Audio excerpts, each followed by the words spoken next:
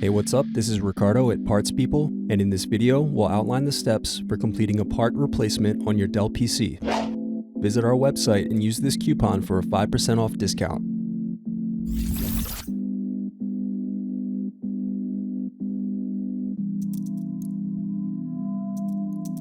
First, unscrew and remove bottom base.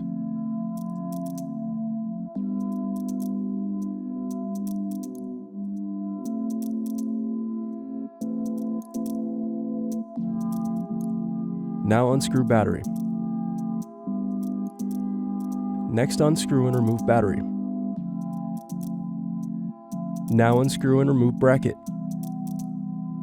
Next, disconnect antenna cables and remove wireless card.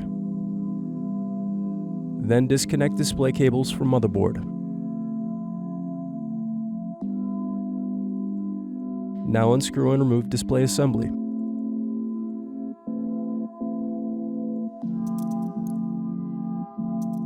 Thanks for watching. Don't forget to like and subscribe if you enjoyed this video. And if you need more, check out this playlist to watch other tutorials for your laptop. You can also click here to find parts for your laptop at partspeople.com.